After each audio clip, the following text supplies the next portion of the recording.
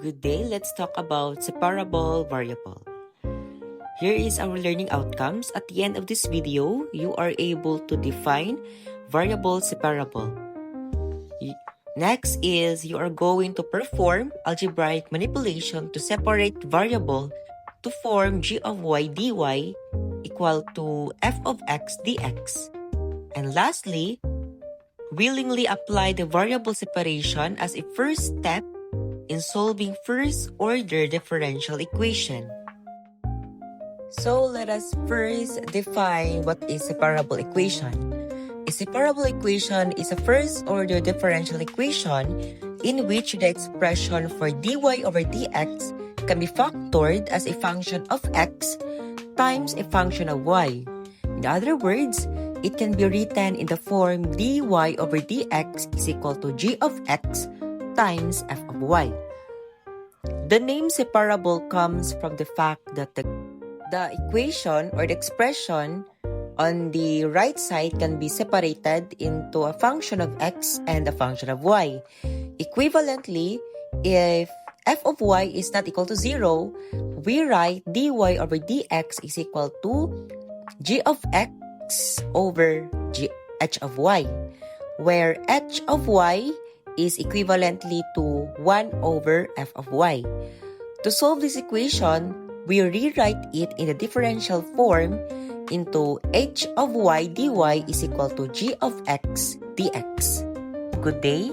We have here the problem number 6. We have the problem dy over dx is equal to x squared plus 1 all over y. So in variable separable, the first thing to do is we need to separate the variables. In order for us to separate the variables, we simply multiply both sides by y and dx. So we have the product of y dy is equal to x squared, or the quantity of x squared plus 1 dx. And after we separate the variables, we are now ready to integrate the both sides of the equation. So we have the integral of y dy is equal to, from here, in this right side, we simply distribute the integral sign for us to easier to integrate this function. So we have here the integral of x squared dx plus the integral of dx. And applying the basic integration, we have the y squared over 2 is equal to x cubed over 3 plus x, which is the integral of dx, x, plus the constant or c. In order for us to simplify, we multiply the whole equation or the both equation, the left and right, into 2 to eliminate 2 or for us to find the value of the y squared. So, multiplying both sides by 2, we have now the y squared is equal to 2/3 x squared plus 2x plus 2c.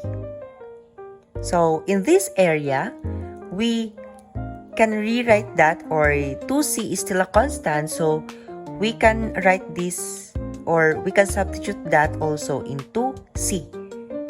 But we can also write this to c. And this will be now our final answer of the problem.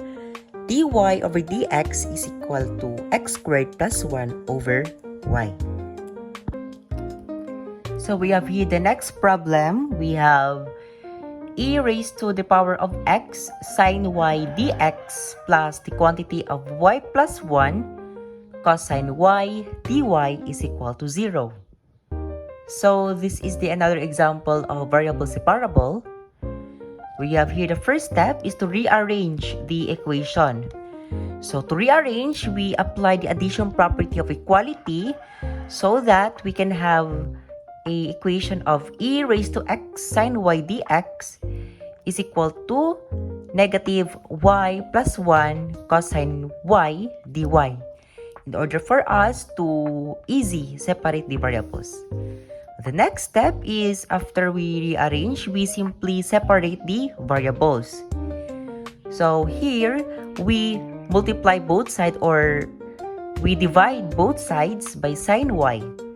So we have here the product of e raised to the power of x dx is equal to the negative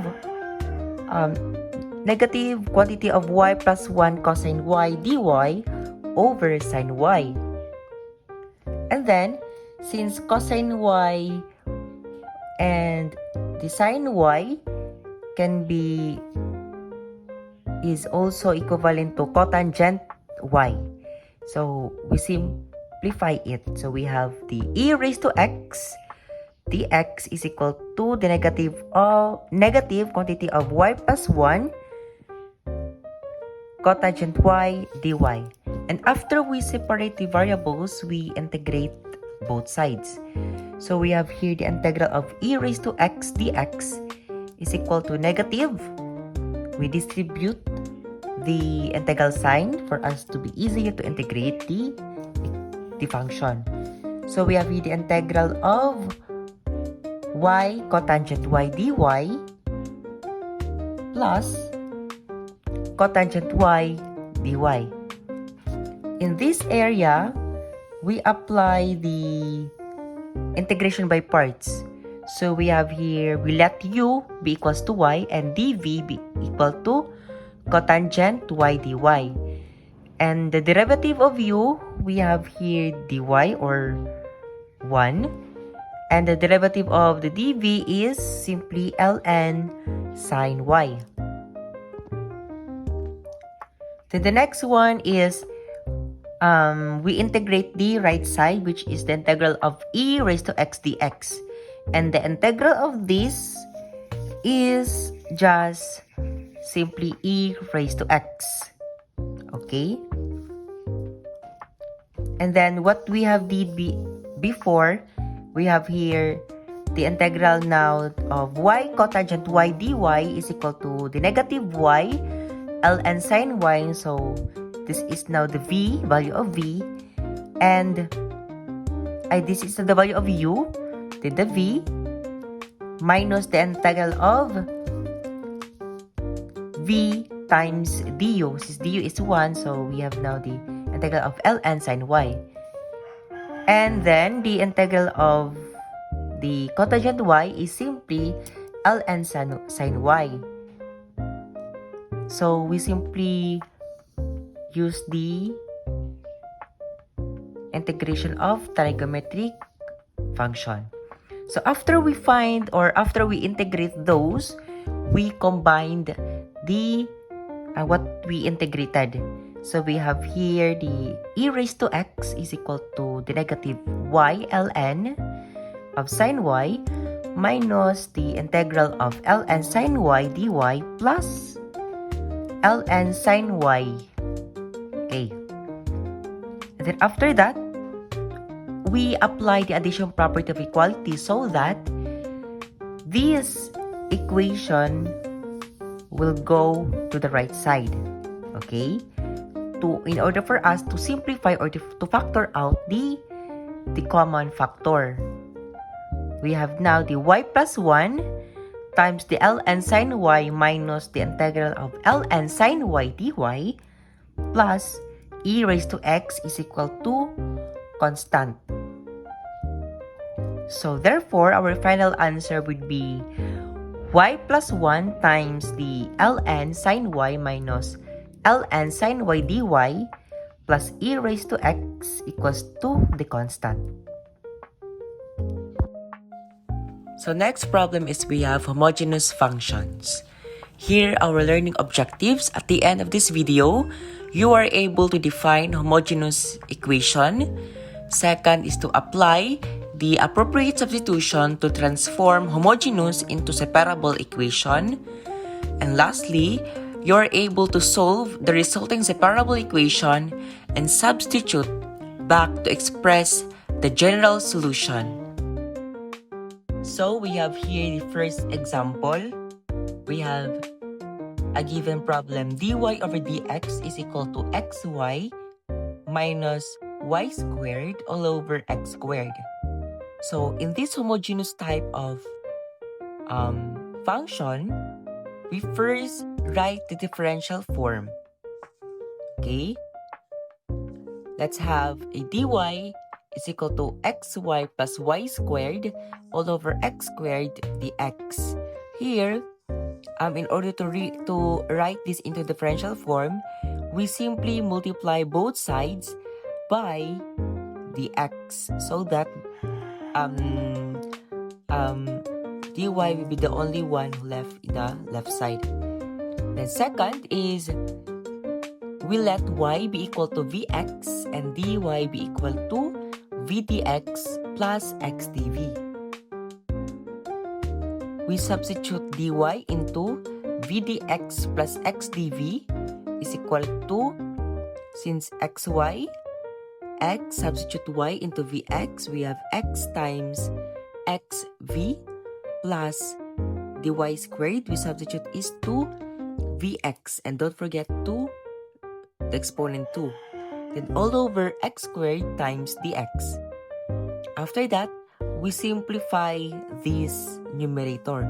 So we have now the vx or the v dx plus x dv is equal to, we applied the distributive property, so we have vx squared plus, here we substitute the exponent 2 to variable v and x,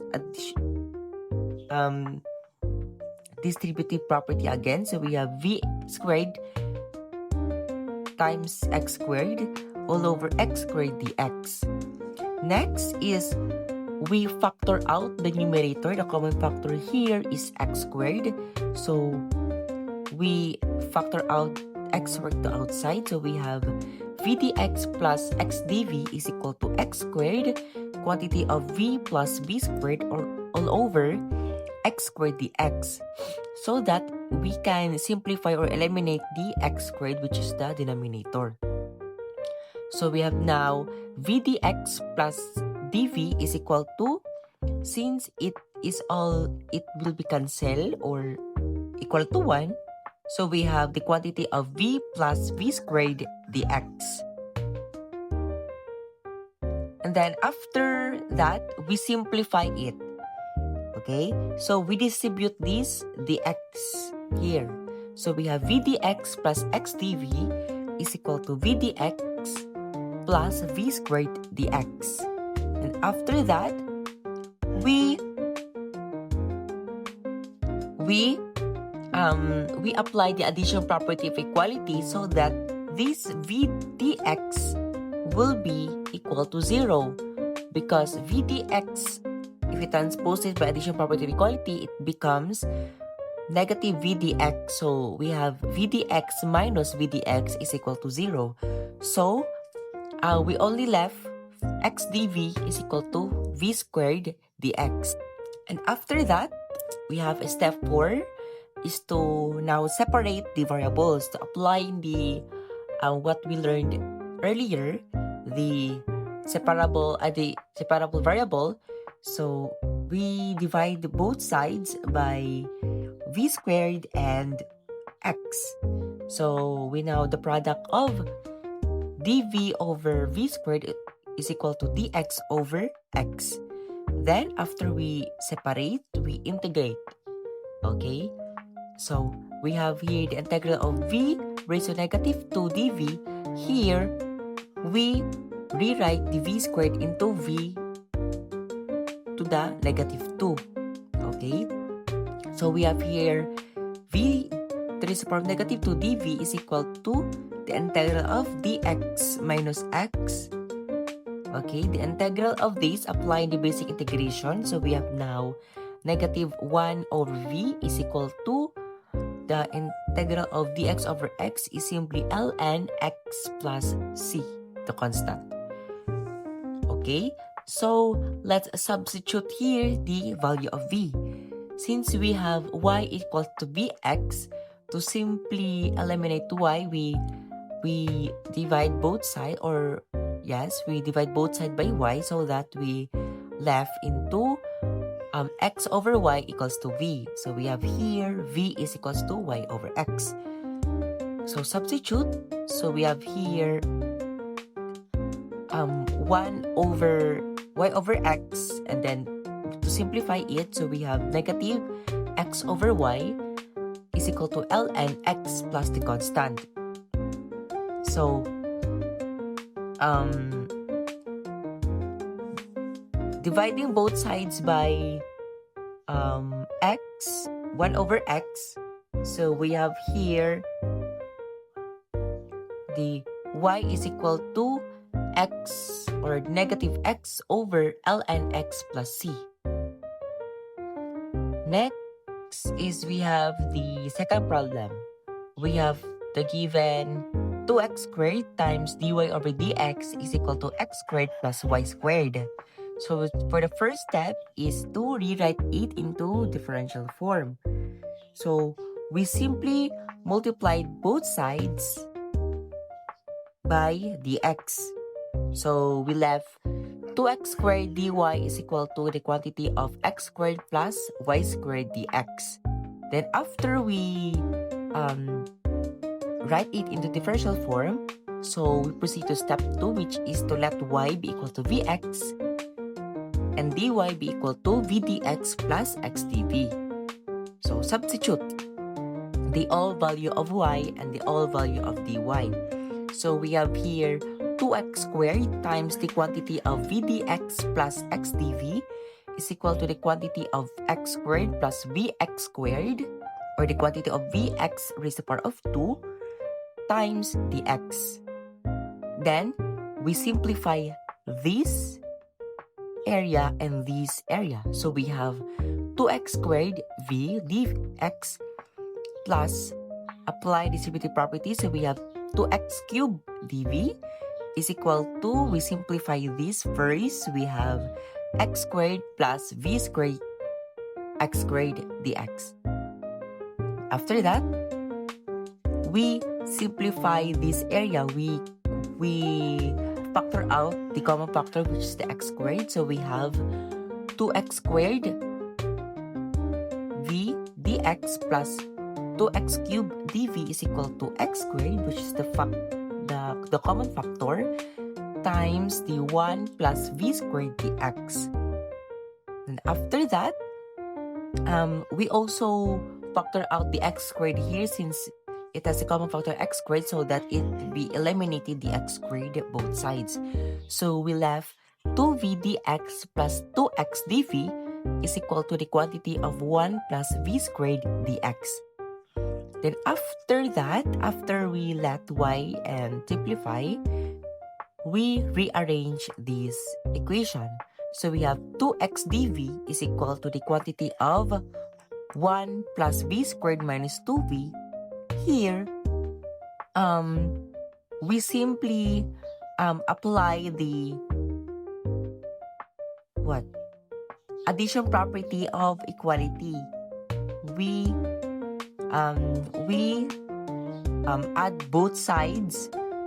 Here we add a negative 2v dx, and here we add 2v dx, and then simplify the dx, factor out the dx.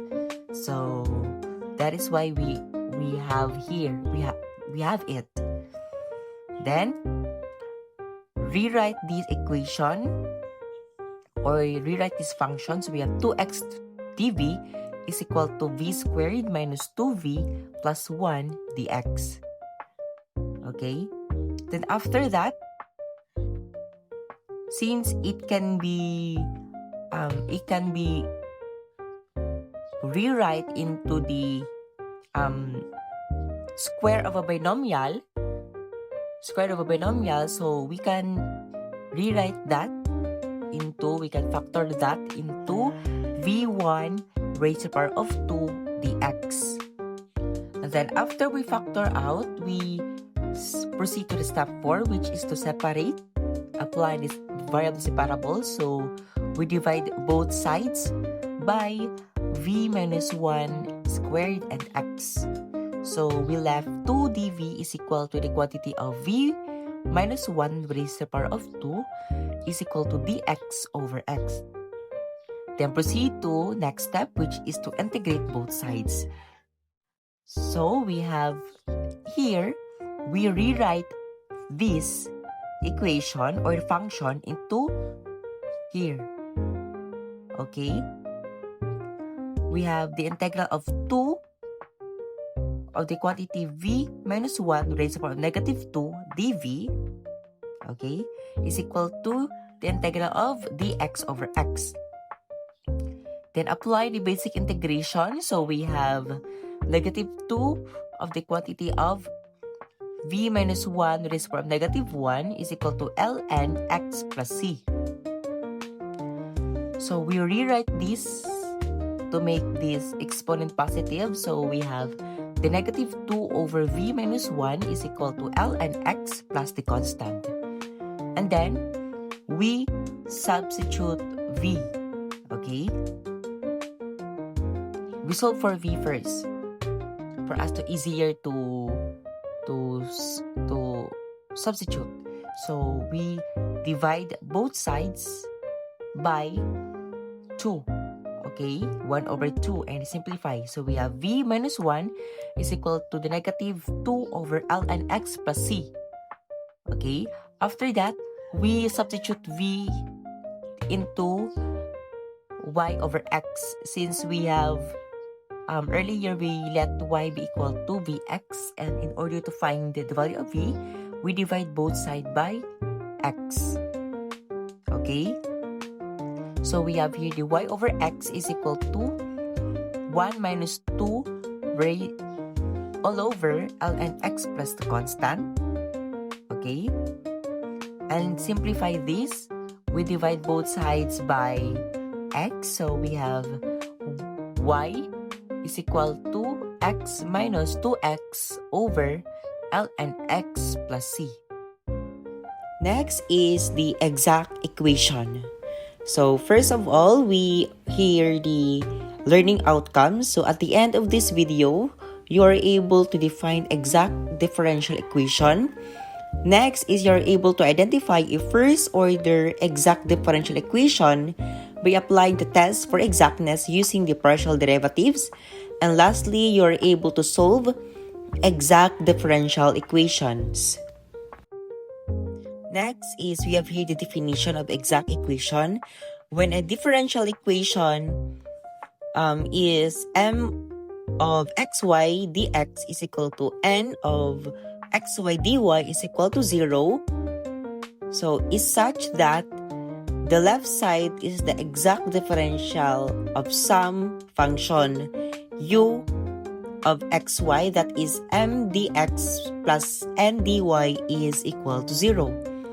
We say that equation is an exact differential equation and its solution is u of xy is equal to c, recalling the total differential of the function u of xy is defined by du is equal to the partial derivative of u over the partial derivative of x dx plus the partial derivative of u over the partial derivative of y dy. We observe for an exact equation that partial derivative of u over the partial derivative of x is equal to m, and the partial derivative of u over the partial derivative of y is equal to n.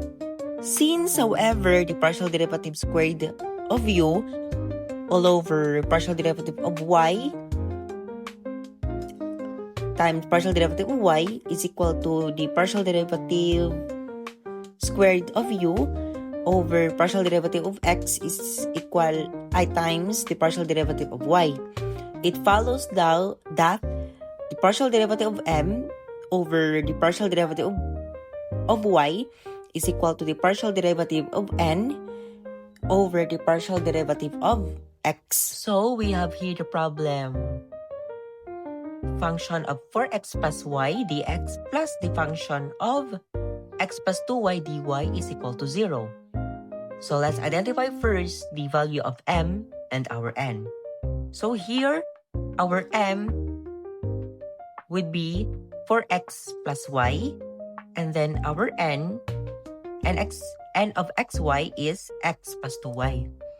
So we need to test first their exactness. So we have the partial derivative of m with respect to y. So we'll be using this with respect to y, which is we let that x variable is a constant. So therefore, the partial derivative of m with respect to y is 1. Same goes to our value of n. We have the partial derivative of n with respect to x. So we let this function, we let this y be equal to constant. So therefore, our partial derivative of this function is 1. So therefore, the partial derivative of m with respect to y is equal to the partial derivative of n with respect to x. So after we test the exactness, so proceed to third step is to find the f of xy such that the derivative of m and the derivative of y is equal to n. So we have here the f of xy. We'll be using this function for x plus y. We integrate it to find the f of xy. So we have the integral of the integral of the function for x plus y dx. So applying the basic integration, so we have here the 2x squared plus xy plus h of y. H of y is an arbitrary function of y. Then after we find the value of f of xy, so we proceed to the step 4. We'll be using the derivative of the function with respect to y is equal to n. So we have the f of sub y is equal to x plus h prime of y, and n will be equal to n plus 2y. So therefore, we have x plus h prime of y be equal to x plus 2y. Okay. Then, so applying the addition property of equality, so we have h prime of y be equal to 2y. And then integrating this, so we have the value of h of y be equal to y squared plus c. So therefore, our general form for this would be the f of xy is equal to 2x squared plus xy plus y squared is equal to c sub 1, or we have the simplified answer 2x squared plus xy plus y squared is equal to c. Okay, where c is our constant. So we have here another problem. We have the function of cosine x plus 2y dx plus the function of 2x plus sine y dy is equal to 0. First is we need to identify the value of m and n. So here our value of m of xy is equal to cosine x plus 2y, and the value of n x of xy is equal to 2x plus sine y. Next is we need to test for their exactness. So we have here the partial derivative of m with respect to y, which is here we let that x variable is a constant. So therefore, with respect to y, the partial derivative of this function is 2. Same on the other side. The partial derivative of n with respect to x, so therefore our y here be a constant. We assume that it is a constant. So therefore, the partial derivative of this function with respect to x is 2. Therefore, the partial derivative of this function and this function is equal or exact. Okay? So we proceed to step 3. Step 3 here is we need to find the f of xy. So in this area, we'll be using the value of our m of xy. So therefore, we have the f of xy be equal to the integral of this function, cosine x plus 2y dx. Applying the basic integration. So we can also distribute the integral sign so that it would be easier for us to integrate. So we have the answer of sine x plus 2y, plus 2xy plus h of y, where our h of y here is an arbitrary function of y. So after we find the value of f of xy, so we proceed to step 4, which is we'll be using the f sub y is equal to n. So we have the 2x plus h prime of y be equal to n, which is also equal to 2x plus sine y. So by applying the addition property of equality, so we have the h prime of y be equal to sine y. Okay, integrating this, so we have h of y be equal to the integral of sine y is negative cosine y plus the constant. And so therefore, our general solution for that would be the f of xy be equal to sine x plus 2xy minus cosine y is equal to the constant. In simplest form, so we have sine x plus 2xy minus cosine y is equal to the constant, or c. Let us now proceed to linear equation of order 1. So here is our learning outcomes. At the end of this video, you are able to define linear differential equation. Second is you are able to identify a first-order linear differential equation and write it in standard form, which is h prime plus p of xy is equal to q of x. And lastly, you are able to solve linear differential equations. So let's have here the definition of a linear equation.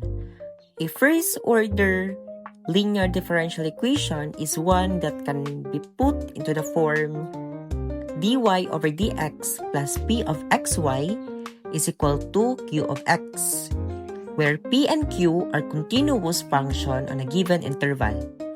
To solve a linear differential equations, which is y prime plus p of xy is equal to q of x, multiply both sides by the integrating factor of f of x be equal to e raised to the power of the integral p of x dx and integrate both sides. So we have here the problem number 6. We have the problem y prime plus cosine x y equal to tangent x. So first step is we write this into standard form. So this now is standard form in a standard form, which is h prime of y, I mean y prime plus the p of xy. So this would be our p of xy, this will be the cosine x, our px, and y is equal to our q of x is at tangent x. So after that, we integrate this. We find the integrating factor. We have the integrating factor of x be equal to e raised to the power of the integral cosine x dx, because our integrating factor formula is the e raised to the power of the integral of p xy of dx. So, to integrate this, cosine x dx is simply sine x. We have the integrating factor of x, which is the exponential of sine x. So, after we find the integrating factor, we multiply it through. So, we have now the e raised to the power of sine x y prime plus e raised to the power of sine x times cosine xy be equal to the sine x, okay, plus sine x times the tangent x. So find the derivative. We have the d over dx of the e raised to the power of sine x times y be equal to e raised to the power of sine x tan x.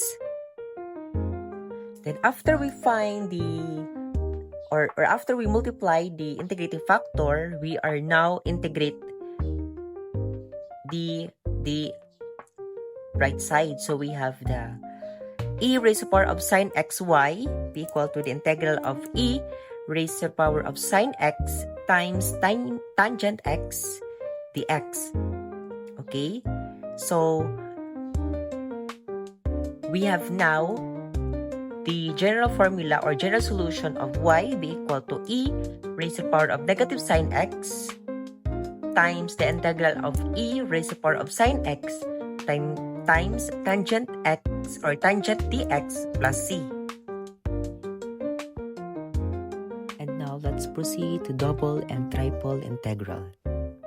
We have here the definition. The double integral of f over dr equals the limit as m and n approach to infinity of the sum from I equals to 1 to m and j equals to 1 to n of f at the sample point times the delta A.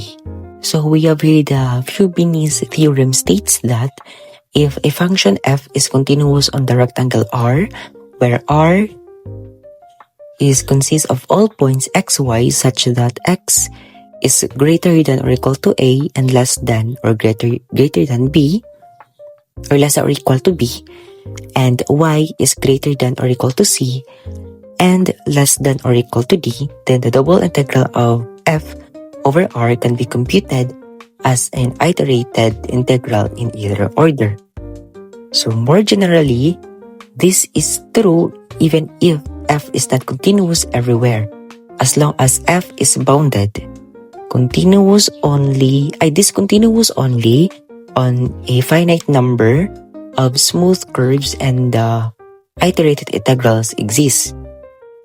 So in short, the double integral equals the integral with respect to y first, then x, or the integral with respect to x first, then y. You can swap the order of integration when integrating over a rectangle under mild condition. So this Fubini's theorem tells us we can compute a double integral over a rectangle by doing two single integrals in a row, and we can choose which variable to integrate first. So we have here the first problem. We have solved the iterated integral of the function x sine y dy from 0 to pi over 2 and dx from 0 to 2. So the first step is to integrate with respect to y. So first is the inner integral. So we have here the integral of the function x sine y dy from 0 to pi over 2. So since x is constant with respect to y, so we only integrate the sine y dy. So since x is constant, so the integral of sine y is simply negative cosine. So we have here the x times the negative cosine from the boundary 0 to pi over 2. So we have now to integrate this boundary, so we have x multiplied by negative cosine pi over 2 plus cosine 0, since cosine 0 is equals to 1, and negative cosine pi over 2 is equal to 0, so we have x times 1 is x. So after we integrate the inner, so let's now integrate the outer using what we have integrated or the result of our inner integral. So second step is to integrate with respect to x. So therefore, y would be the constant since they don't have y. So let's apply directly the basic integration, which is the integral of x dx is x squared over 2 from 0 to 2. So let's now compute the boundaries. So we have 2 raised to the power of 2 over 2 minus 0 squared over 2. So to simplify that, we have now the product of 4 over 2, which is 4 divided by 2 is 2. And so for our next problem is we have solved the iterated integral of the function r sine theta d theta from 0 to pi and dr from 0 to 2. So in our first step is to integrate with respect to theta. So first is the inner integral. So we have the the integral of the function r sine theta d theta from 0 to pi. So since r is constant with respect to theta, so we assume that r is constant. So we have r of the integral sine theta d theta from 0 to pi. So applying the basic integration, the integral of sine theta is cosine theta. So we have r times the negative cosine theta from 0 to pi. Then let's apply the boundaries. So we have r times negative cosine theta plus cosine 0. So we have r times the cosine theta is negative 1. So we have negative times negative is positive. And the cosine 0 is positive 1. So we have r multiplied by 2 is 2r.